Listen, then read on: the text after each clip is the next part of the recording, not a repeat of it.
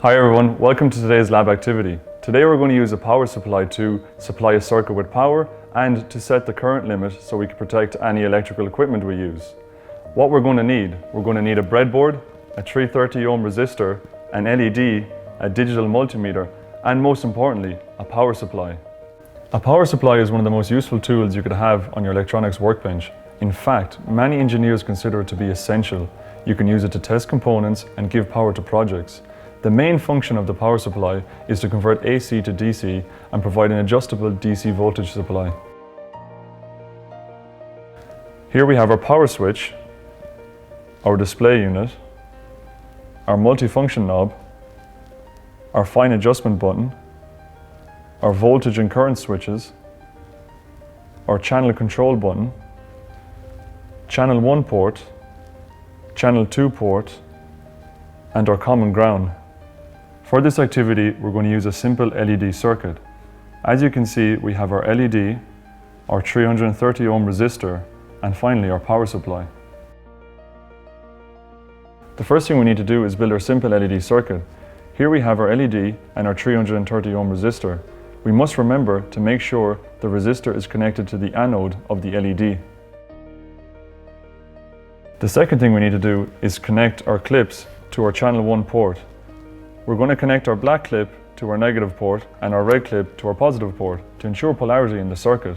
So we will take the positive clip and connect it to the resistor, and then we will take the negative clip and connect it to the cathode of the LED.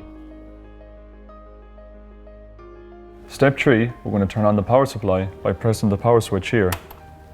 The next thing we need to do is we need to ensure that the channel 1 button has been pressed like so. The next thing we need to do is adjust the value for our current by selecting the current button here.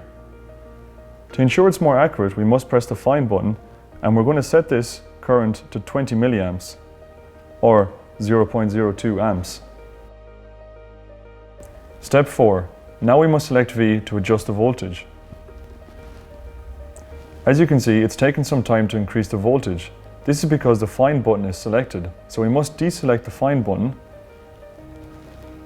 and now the voltage increases much quicker. As you can see, the LED has not yet turned on, even though there's sufficient voltage to power it. That is because the channel 1 output is not turned on.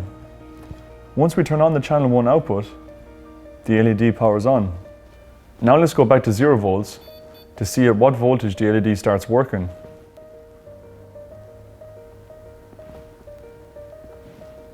As you can see, at around 2 volts, the LED works. Let's measure the voltage across the LED using a digital multimeter. Set the digital multimeter to 20 volts DC and place the multimeter props across the LED. The value we get is 1.73 volts. Now let's increase the voltage, and as you can see, the LED gets brighter. But when we go to the maximum voltage of 32 volts, it automatically goes down to 8.2 volts. That is because we set the limit of the current to 2 milliamps. Now we're going to measure the LED voltage when the current reaches 20 milliamps. The value we get is 1.98 volts. So just a quick recap on today's video. Today we learned how to use a power supply to supply a circuit with power and to set the current limit to protect that circuit. Thank you for watching today's video, and see you in the next lab activity.